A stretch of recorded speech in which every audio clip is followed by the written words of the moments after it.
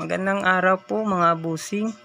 Ipakita po natin ngayon itong IMEX CE18 power amplifier. Ito po ay 1,100 watts per channel.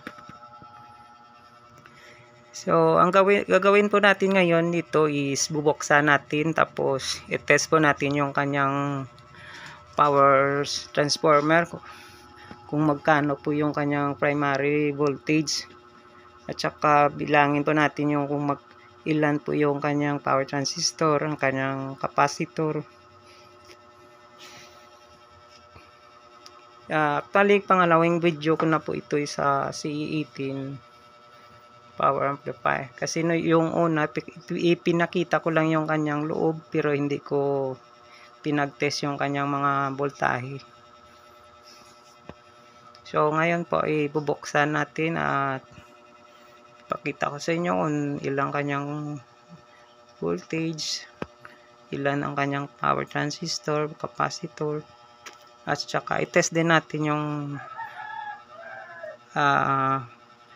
ipanda rin po natin. So ngayon pakita mo muna natin ang kanyang harapan, kanyang hitsura sa harap. Ito po.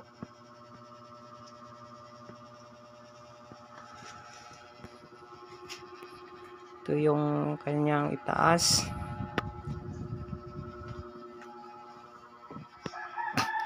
Ito po yung kanyang likuran. Meron siyang malaking blower sa kaliwa at saka kanan, bawat gilid po yan, dalawang blower. Ito po ang kanyang input at saka meron din siyang length input.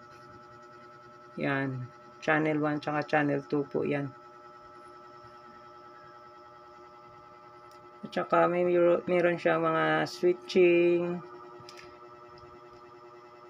distributor sa likuran, sa kanyang sensitivity, at saka yung kanyang selector sa parallel or stereo selector or bridge type. May switching din siya sa 30 Hz pass, grounding, at saka ito yung kanyang output, naka speak on female type chassis. At ito yung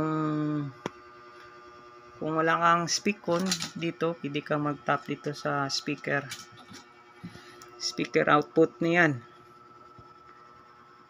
Okay, so standby muna tayo kasi wala akong cameraman, ako lang mag-isa. Standby tayo, bubuksan ko lang muna. I-continue natin ulit, okay? So, ito na lang yung last guys, na yung bolt sa itaas kunin natin para mabuksan na natin.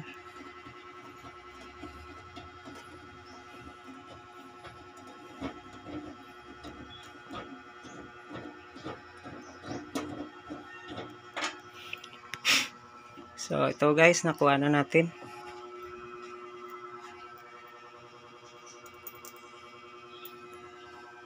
Ito po natin ilagay yung kanyang mga screw, baka mawala. So, mga busing, buksan na po natin itong IMEX. Parang may screw pa yata. Dali. May naiwan pang screw. Ito po, may dalawang screw pa dito. Hindi ko nakuha.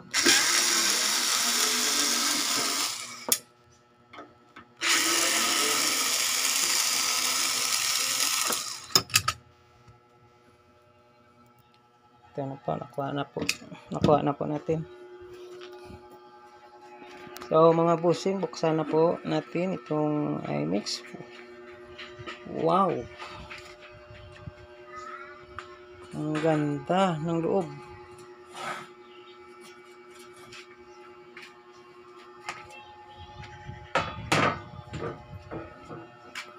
Ganda. So ito po yung kanyang loob mga busing. Loob po ng IMEX CE18 power amplifier. Ito po yung kanyang transformer. Yan. Ipasa ko na siyang size nila ako ng 158.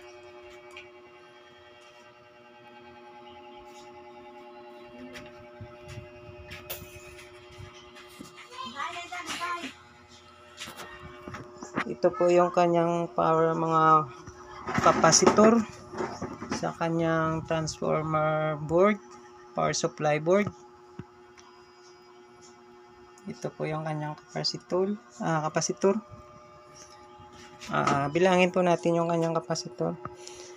1, 2, 3, 4, 5, 6, 7, 8, 9, 10, 11, 12. 12 pieces po yung kanyang kapasitor. Ang value, tingnan po natin, 22,000 microfarad. Yung voltahe, hindi ko makita.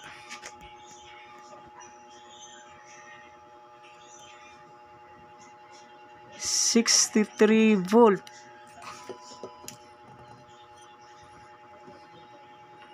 63 volt DC. Ito po yun. Yan. 22,000 microfarad at saka 63 volt DC.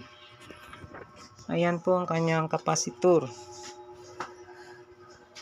Ang kanyang power transistor is yung sa top na side, 1, 2, 3, 4, 5, 6, 7, 8, 9, 10. 10 pieces po yung sa top, so meaning yung sa ibaba 10 pieces din. So bali 20 pieces yung kanyang power transistor sa left side, at saka yung sa left side din sa right side, sa kanan 20 pieces din yung kanyang power transistor kasi stereo po yun, left and right. So sa left 20 pieces power transistor, sa right 20 pieces power transistor din. So yung kanyang wattage is 1,100 watts per channel. So ito po yun, Ayan, kanyang power transistor. Ayan.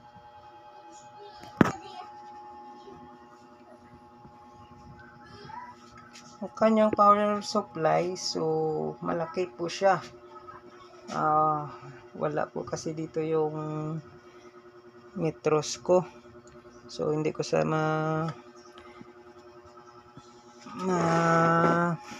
measure kung ilang laki po nito, pero estimated ko ay nasa 1, 2, 3, nasa 8 inches po yung laki ng kanyang power supply, toroidal type. Opo, estimated nasa 8 inches or 9.